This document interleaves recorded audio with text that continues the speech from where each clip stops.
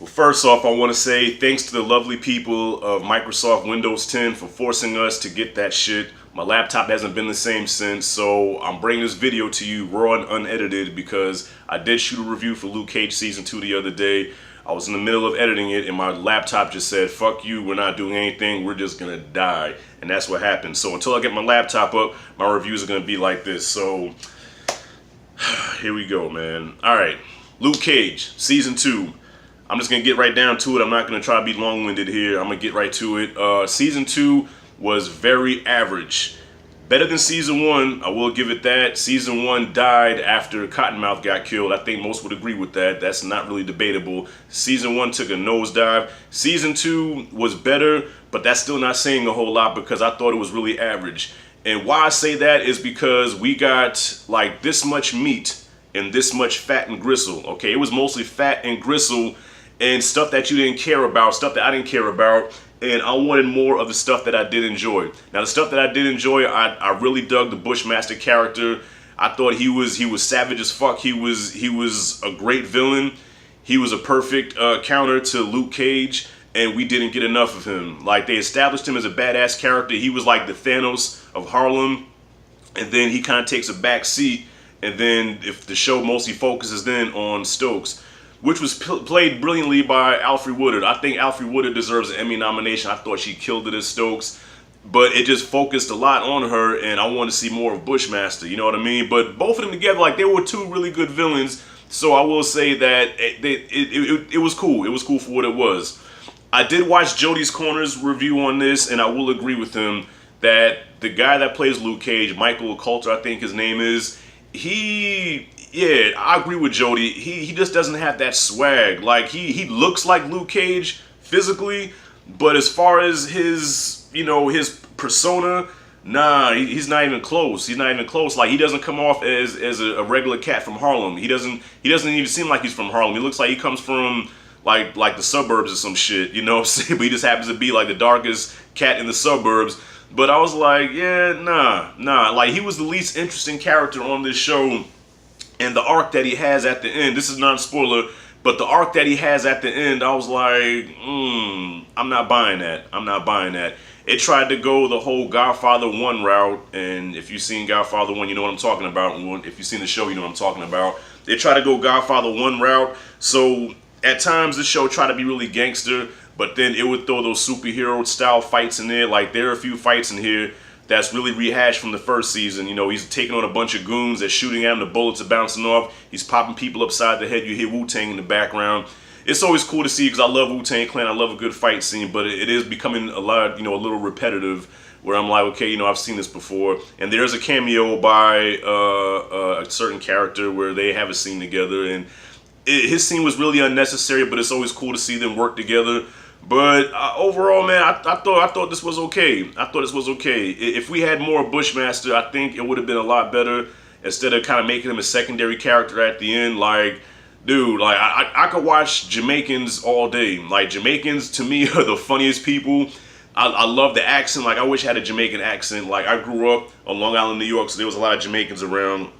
And I think the accents is cool as shit. Like one dude said he had a line where, I guess when Bushmaster made his first appearance, and they was like, what did he say his name was again?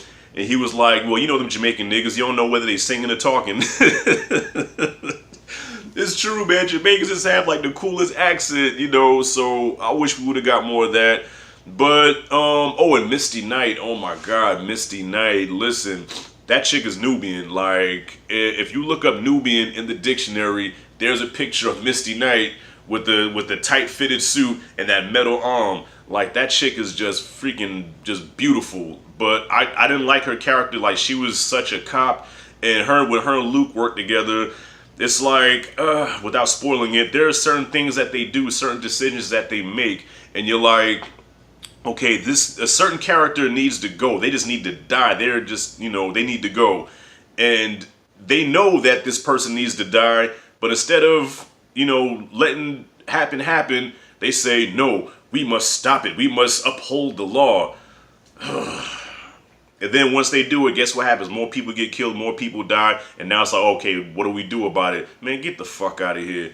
So, Like, look, I was excited about Luke Cage from the beginning because I didn't really know much about him from the comics because I never owned a Luke Cage comic. I really don't know much about him, but I just know he was a bulletproof man from Harlem. I knew he was hood, and he's actually the opposite of that. I don't expect the ignorant, I don't expect nobody, I don't expect Luke Cage to be ignorant or nothing like that, but, just have some swag, have some edge, man. Like, Luke has no edge. I like my heroes to have edge, man. He has none. You know what I'm saying? So I wasn't digging it. Shades I thought was interesting. I thought Shades was, was cool in this season. And even he was afraid of Stokes. Like, there was a scene where Stokes did some shit and he looked at her like, yeah, you crossed the line. Like, we have to get you out of here. Rosario Dawson, she disappeared really quick. Like, she was there and then she was gone, and then we never saw her again. So I guess she, they had nothing for a character to do in this season. I don't know. But wrapping it up, man, I thought it was a decent watch, but I wouldn't say, rush out and see this show. It was very average. It falls into the same trap like these other Marvel Netflix shows it fell into, in that, it takes a while to get into the show, and then it doesn't really get good into the latter episodes, and then after that it's like it's over. And that's how the last few shows have been, from Jessica Jones to, well, I didn't watch Iron Fist, to the first season of Luke Cage, second season of Daredevil. It's starting to become, it's the norm now. To me, Daredevil 1 did it right, it did it perfectly, and season 1 of Daredevil has not been topped yet, not even close. Even with the Defenders, which was a disappointment. I thought the Defenders was going to kick ass, but Defenders was another one that was just, it was average. So season 2 of Luke Cage is no different, but there are stuff that I did like about it, but I just didn't get enough of. So summing it up, I'm going to give Luke Cage season 2 a C. I did give it a B- in my original review when I shot it. And the more I thought about it, I said, well, nah, because it just, I think a C would be a more appropriate grade. So that's my review, y'all. Not bad for not having, I didn't get a chance to edit this because I'm just shooting it from my phone. I'm posting right to YouTube from my phone or whatever. So until my laptop gets fixed, these are how my reviews are going to be. So it's not going to stop me. Fuck you, laptop. It's sitting right there on my couch, just looking at me, smiling, knowing that it's fucking with me. But you know what? I've come a long way. I've come a long way because, real quick story, the laptop I had before this was kind of messing up too, and I lost my temper and I ripped it in half like a phone book and tossed it across the room. I've changed. I think I'm finally growing up. So yeah, y'all. Thanks for watching. What did you guys think of Luke Cage season 2? I'm curious to know what you thought about it. Comment below. Comment freely. Thank you for watching. This is Rashad G signing out. See you in the next video.